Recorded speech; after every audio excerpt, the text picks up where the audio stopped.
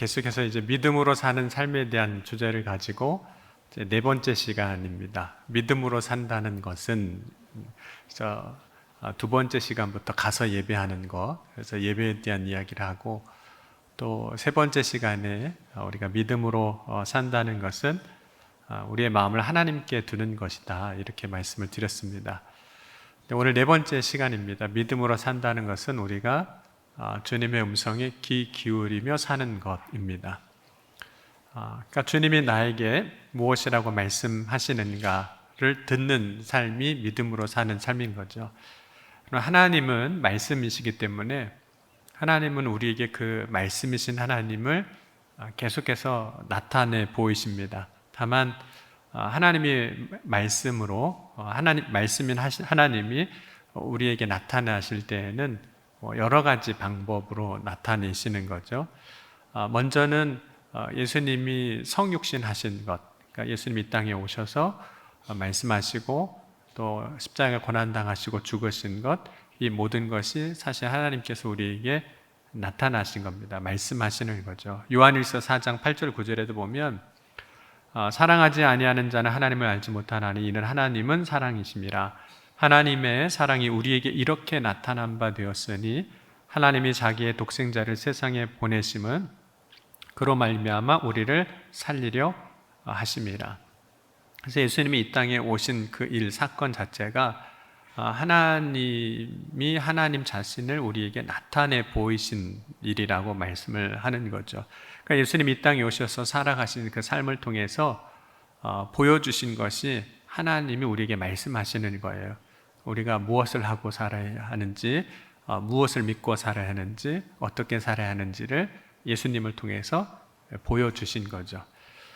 그리고 하나님께서 우리에게 말씀하여 나타나실 때, 우리에게 말씀하실 때 성령을 통해서도 역사하시거든요.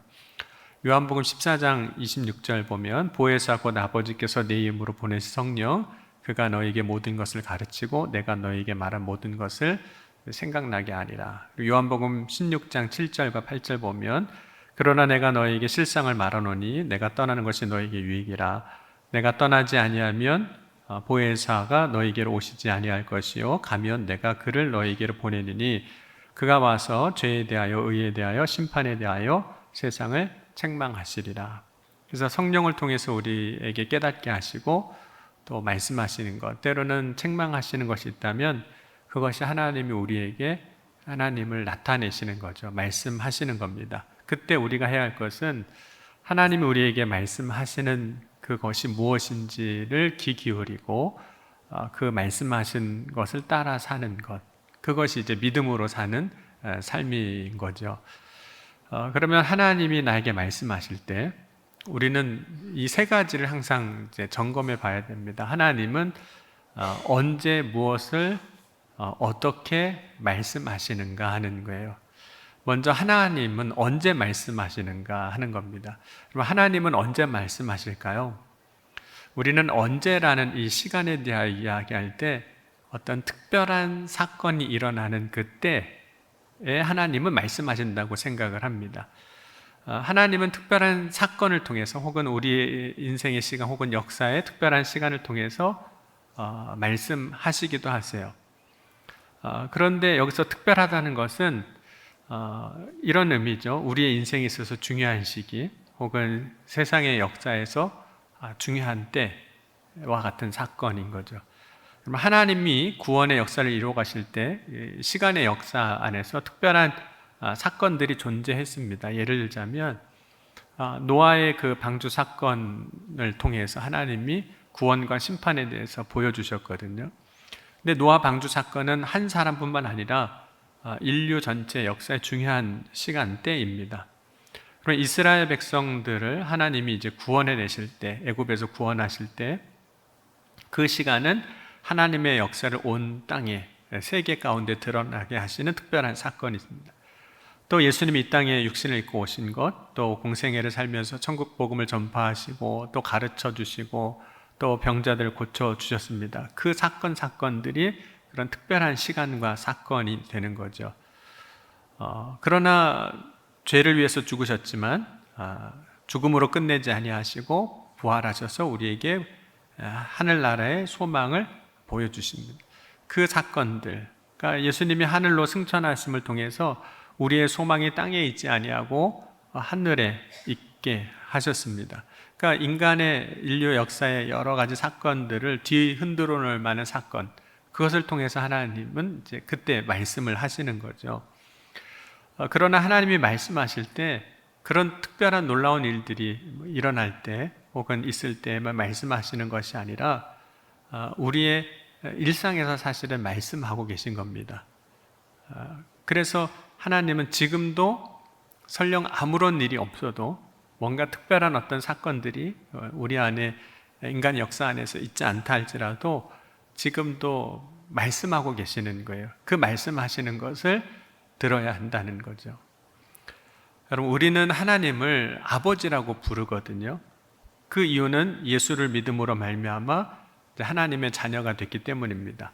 근데 여러분, 하나님을 이제 아버지라고 부르는데 여러분이 생각하시기에 어떤 부모가 좋은 부모일까요? 어떤 부모가, 어떤 일이 있을 때만 자녀에게 말하는 부모가 있고 뭐 특별한 일은 없지만 그냥 사소한 것들을 우리 일상들을 자녀에게 이야기해 주는 부모가 있습니다. 여러분이 생각하시기에 아주 큰 일이 있을 때만 이야기해 주는 부모와 그냥 큰 일은 없어도 일상에서의 여러 가지 일들을 자녀와 함께 이야기하는 부모가 있다면 어떤 부모가 좋은 부모일까요? 네, 내가 어떻게 하는지는 일단 접어두시고 그냥 일반적으로 생각할 때 뭐 큰 일이 있을 때만 이야기하는 부모가 아니라 사실은 특별한 일은 없지만 아주 사소한 것이지만 일상적인 이야기들 자녀들과 함께 늘 할 수 있는 그 부모가 좋은 부모입니다. 그렇게 할 수 있는 이유는 한 가지예요. 그 자녀와 친밀한 관계 안에 있기 때문에 그렇습니다. 근데 그것은 부모와 자녀와의 관계뿐만 아니라 남편과 아내와의 관계에서도 마찬가지죠. 여러분, 남편에게 혹은 아내에게 여러분은 언제 얘기하세요? 특별한 일이 있을 때 얘기하시나요? 네, 뭐 그런 때도 얘기를 해야겠지만 특별한 일이 없어도 그냥 일상 살아가는 이야기들을 하는 거거든요. 그렇게 이야기하는 부부가 좋은 관계 안에 있는 부부입니다. 뭐 남편과 아내의 관계뿐만 아니라 친구 관계에서도 마찬가지입니다. 그 관계가 친밀한 관계이면 관계일수록 일상적인 이야기들을 이야기하게 됩니다. 특별한 것도 이야기하지만 그죠? 뭐 먹었는지 또 어디 갔다 왔는지 뭐 했는지 아주 그냥 맨날 똑같은 얘기인 것 같아도 그 이야기를 하는 거죠. 여러분, 하나님은 지금도 우리에게 말씀하기를 원하시는 분입니다. 그렇다면 하나님이 우리에게 말씀하실 때 그 말씀하시는 것을 우리는 이제 듣는 자가 되어야 되는데 하나님은 어떤 걸 말씀하실까요? 여러분, 하나님이 말씀하실 때 마치 우리가 일터나 혹은 직장에서 혹은 상사가 우리에게 어떤 업무를 지시하는 것 같이 말씀하시는 분은 아닙니다.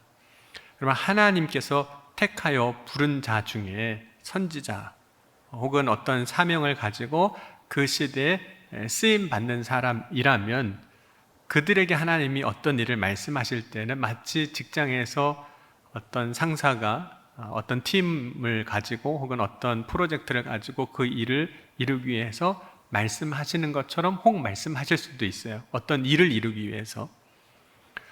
예를 들자면 노아 방주를 만드는 일을 할 때, 뭐 이스라엘 백성들이 출애굽할 때 모세를 세워 부르시고 애굽에서 이스라엘 백성 내보내는 일을 하실 때, 또 이스라엘 백성들에게 십계명을 주시고 또 민수기에 보면 이스라엘 백성들을 계수하게 하시고 조직을 만들게 하고 혹은 성막을 만들게 하는 일, 또 하나님께서 약속하신 가나안 땅에 들어갈 때 각 지파별로 그 땅을 이제 분배하는 일과 같은 것은 어떻게 보면 하나님께서 우리에게 말씀하시지만 그 말씀은 어떤 일을 지시하시는 것처럼 말씀하시는 거죠.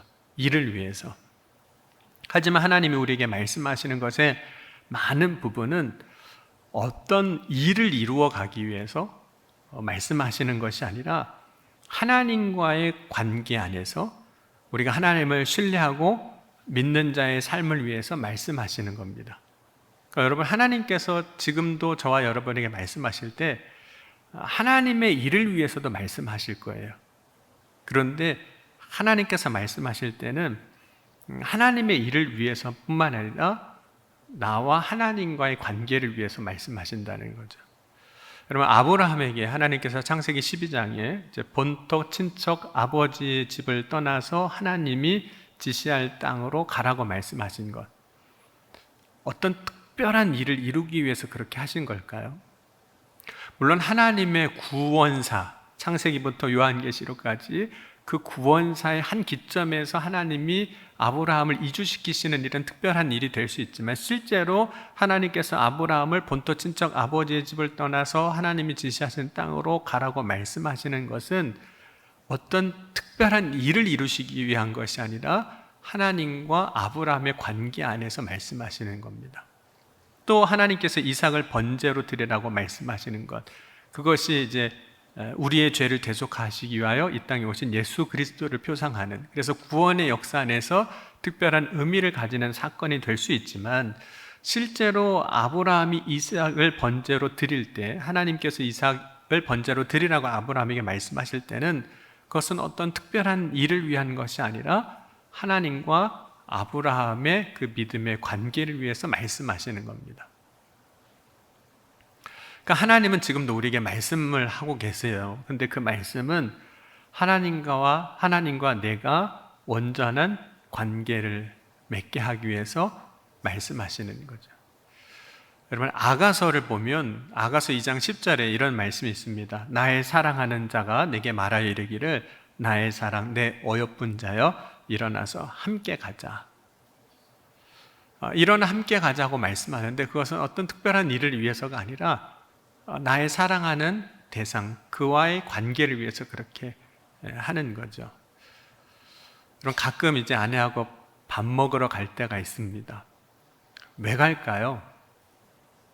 제가 아내하고 밥 먹으러 식당에 갈 때가 있거든요.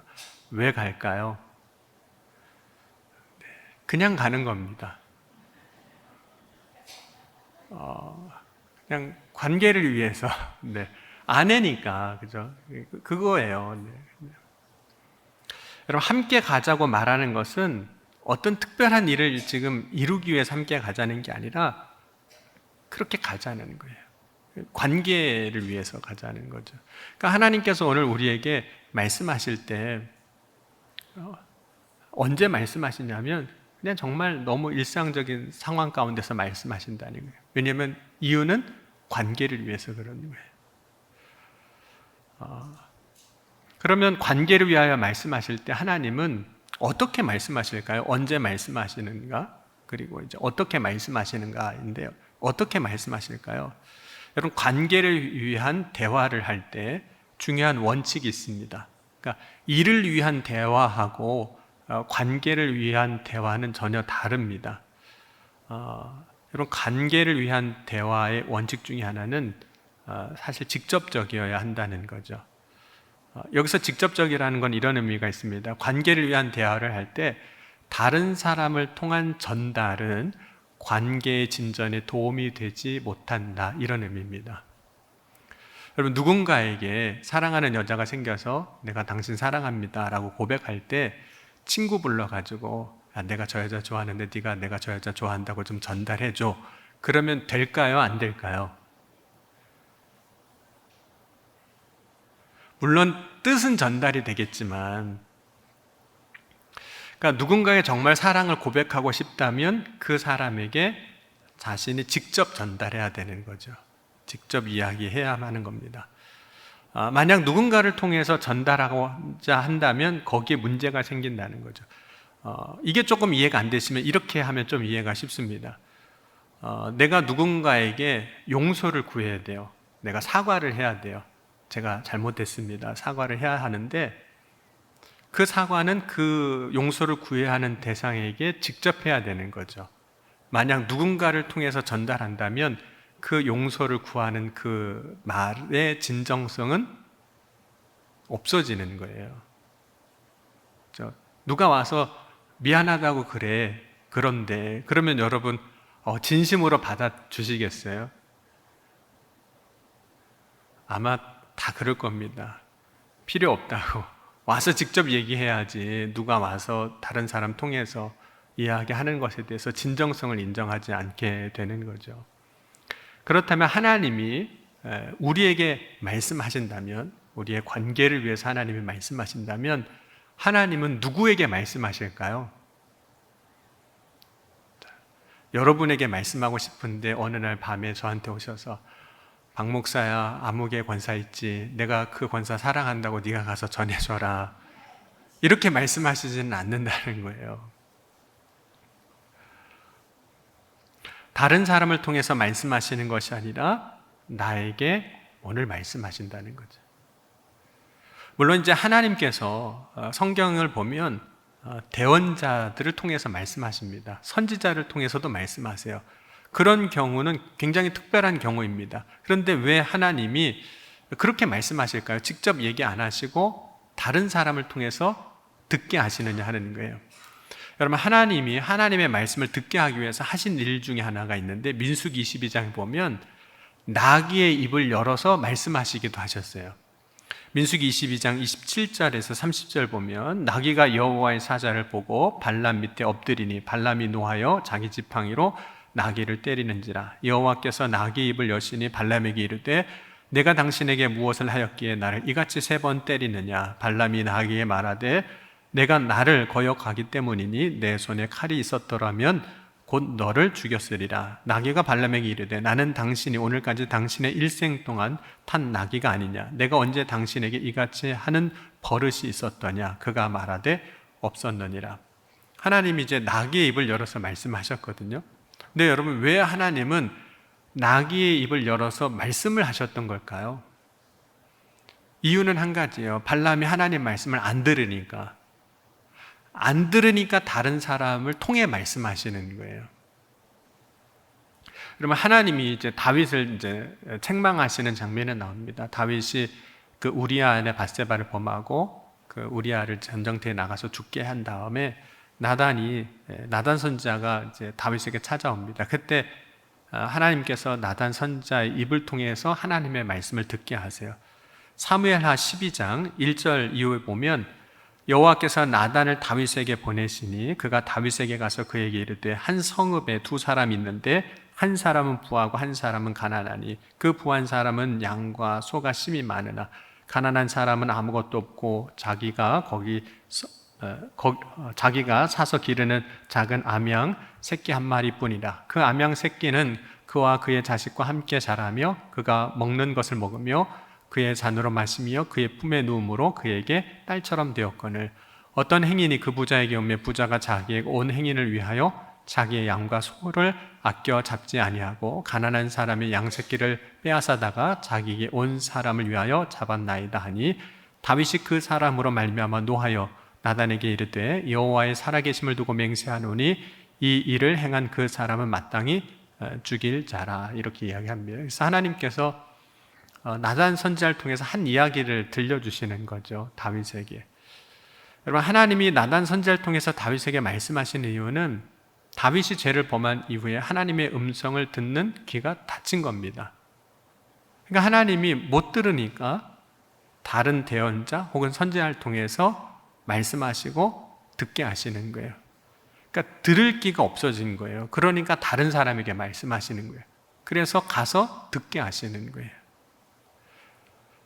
여러분, 들을 귀가 닫힌 자에게 대신 말해줄 사람이 필요한 것이지 들을 귀가 있는 사람에게는 다른 사람에게 전달할 필요가 없는 거예요.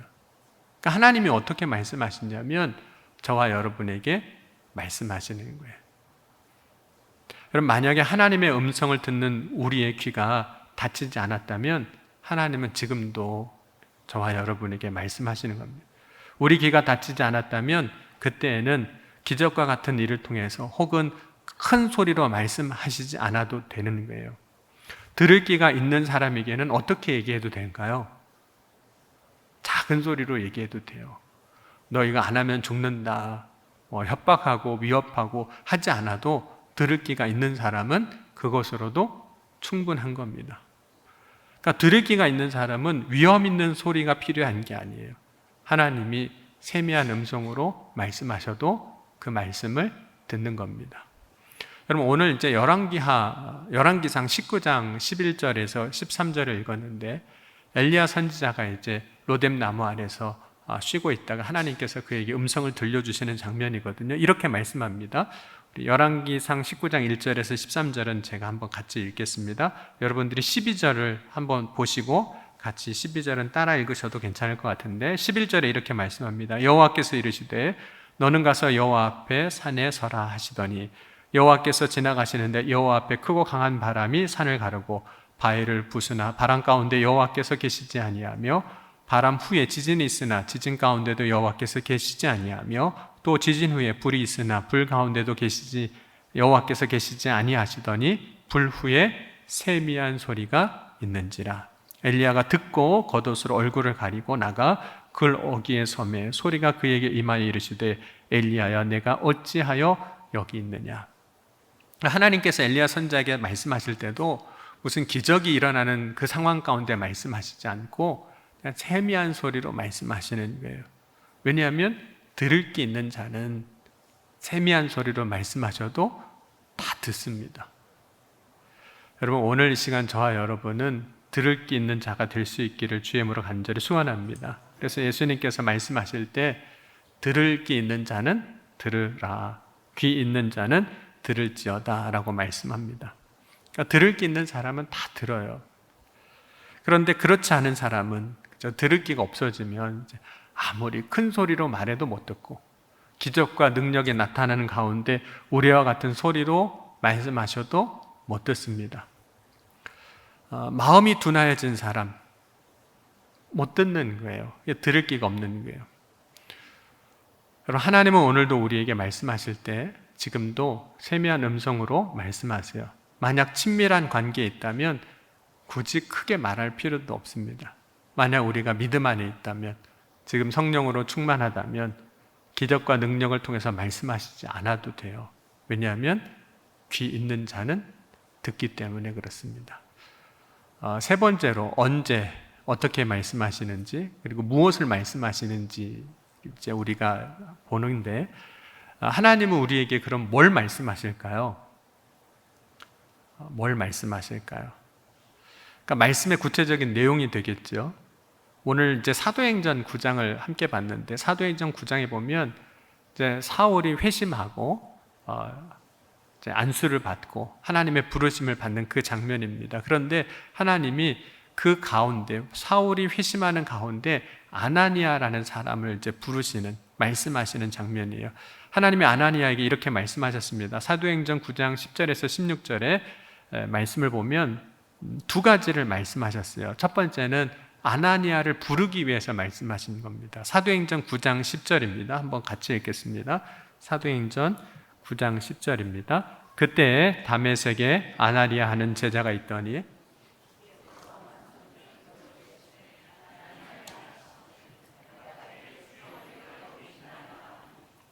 하나님이 말씀하시는 걸 보면 먼저는 그의 이름을 불러주셨거든요.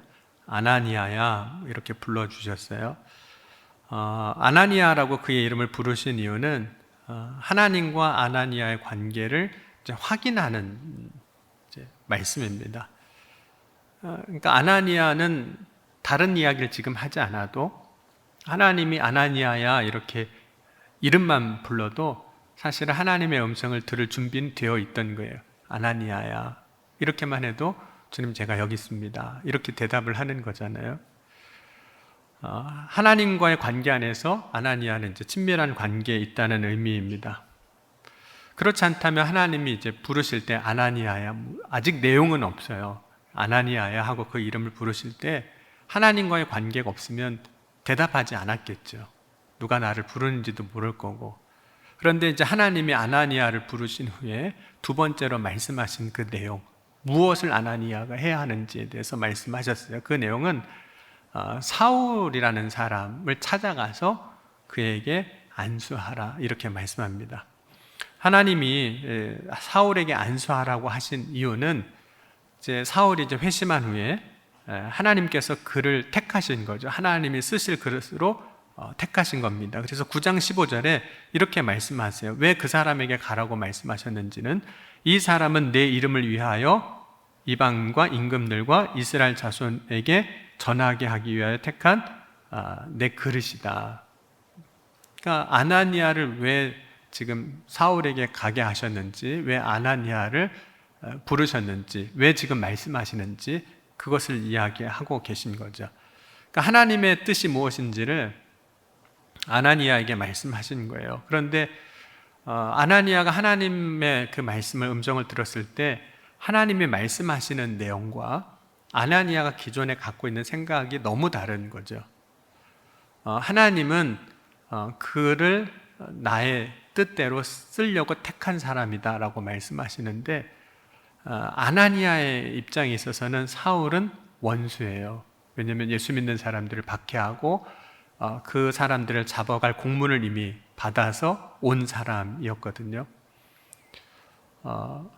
13절 14절에 그래서 이렇게 아나니아가 대답합니다. 아나니아가 대답하되 주여 이 사람에 대하여 내가 여러 사람에게 듣사온즉 그가 예루살렘에서 주의 성도에게 적지 않은 해를 끼쳤다 하더니 여기서도 주의 이름을 부르는 모든 사람을 결박할 권한을 대제사장에게서 받았나이다 하거늘. 제가 들어서 아는데요, 이 사람은 예수 믿는 사람들을 박해하려고 죽이려고 잡으려고 온 사람입니다. 그러니까 아나니아 입장에서는 하나님이 말씀하신 일, 그 사울에게 가서 안수해 주라고 이야기하신 그 일을 아나니아는 하고 싶었을까요? 하고 싶지 않았을까요? 하고 싶지 않은 일이에요. 하고 싶지 않았습니다. 여러분, 하나님이 100%는 아니지만 하나님이 우리에게 말씀하시는 것들은 대체적으로 우리가 하고 싶은 걸 말씀하실까요? 하고 싶지 않은 걸 말씀하실까요? 네. 여러분들이 경험해 보니까 어떠세요? 주님, 진짜 제가 하고 싶은 일이었는데 너무 감사해요. 어떻게 주님 제 마음을 그렇게 하시고 저한테 말씀하세요? 이런 적이 있으셨어요? 아니면 없으셨어요? 없는 건 아니지만, 그죠? 대부분의 경우는 주님, 그건 싫은데요. 왜 제가 그걸 해야 돼요? 이럴 때가 사실 더 많습니다. 그러니까 주님이 실제로 우리에게 무엇을 하라고 말씀하신 것들의 많은 부분들이 대체적으로는 우리가 하고 싶은 게 아니에요. 하나님이 우리에게 말씀하실 때 우리가 원하는 것을 말씀하지 아니하시고 우리가 원하지 않는 것을 말씀하실 때가 많습니다. 그래서 하나님 말씀을 듣고 우리가 순종하기가 어려운 게 그거죠. 내가 하고 싶은 거면 얼마든지 하죠. 근데 내가 하고 싶지 않은 걸 말씀하세요. 그럼에도 불구하고 우리가 해야 할 것은 주님이 말씀하신 것에 귀를 기울이고 그것을 행하는 거죠. 그러면 아나니아는 어떻게 했을까요? 주님이 말씀하셨을 때 어떻게 했을까요? 9장 17절은 같이 한번 읽어보겠습니다. 사도행전 9장 17절입니다. 함께 읽겠습니다. 아나니아가 떠나 그 집에 들어가서 그에게 안수하여 이르되 형제 사울아, 주 곧 내가 오는 길에서 나타나셨던 예수께서 나를 보내어 너로 다시 보게 하시고 성령으로 충만하게 하신다 하니. 처음에 아나니아는 주님 저 싫습니다 이렇게 얘기했었죠. 그런데 17절 첫 부분에 이렇게 말씀합니다. 아나니아가 떠나서 그 집에 들어가서 그에게 안수하여 이르되, 처음에는 하기 싫다고 했던 그 일을 아나니아가 하고 있는 거예요. 그러니까 아나니아는 주님이 나에게 말씀하신 것, 그것을 한 겁니다. 근데 그것이 믿음으로 사는 삶이라는 거예요. 주님이 나에게 말씀하신 것을 행하는 것, 그것이 믿음으로 사는 겁니다. 그럼 믿음으로 사는 것은 주님의 음성에 귀를 기울이고 그것을 행하는 것입니다. 그럼 믿음으로 사는 삶, 그래서 힘들고 어려운 선택이 될 수 있지만 믿음으로 사는 삶에는 반드시 하나님이 행하시고 이루시는 역사가 있습니다. 그래서 그 믿음으로 사는 삶에서 하나님을 경험하는 거예요. 하나님의 살아계심을 경험하는 거예요. 그리고 우리의 삶에 역사하신 하나님의 그 놀라운 은혜 안에서 우리의 삶을 온전히 하나님 앞에 맡길 수도 있는 겁니다. 그럼 오늘 이 시간에 저와 여러분이 믿음으로 사는 삶을 걸어갈 때 주님이 나에게 말씀하신 것이 있다면 그 말씀하신 것에 귀를 기울이고 그 말씀하신 것을 행하는 저와 여러분이 될 수 있기를 주의 이름으로 간절히 소원합니다. 기도하시겠습니다. 이 시간 함께 기도할 때 오늘 말씀 붙잡고 우리 함께 기도하시겠습니다. 주님, 오늘 이 시간 주님이 나에게 들려주시는 음성이 있다면 그 음성을 듣고 행하는 믿음을 허락하여 주옵소서. 이 시간 함께 통성으로 기도하시겠습니다. 지금도 살아계시고 역사하신 하나님 아버지 감사합니다. 오늘 이 시간도 주님을 바라고 소망하게 하시고 또 우리에게 주님의 음성을 듣게 하여 주시니 감사합니다. 믿음으로 살아갈 때 주님 역사를 바라보게 하시고 믿음으로 살아갈 때 하나님의 놀라운 은혜 가운데 굳게 서게 하여 주옵소서. 오늘도 주님께서 크고 놀라운 일을 행하여 이루어 주실 것을 믿습니다. 이 시간 주님 바라고 소망합니다. 주여 인도하여 주옵소서. 주여 충만하게 하여 주옵소서. 사랑의 주님 감사합니다. 오늘 우리가 믿음으로 살 때 주님 음성에 귀 기울이는 삶을 살게 하여 주옵소서. 오늘도 주님께서 세우신 청량리 교회와 특별히 오늘 선교부 헌신 예배로 드릴 때 세우신 선교부 위에 역사하시고 이루어지어서 날마다 살아 역사하신 주님을 찬송하고 고백하게 하여 주실 것을 믿사오며 사랑이 많으신 우리 주 예수 그리스도의 이름으로 감사하며 간절히 기도하옵나이다. 아멘.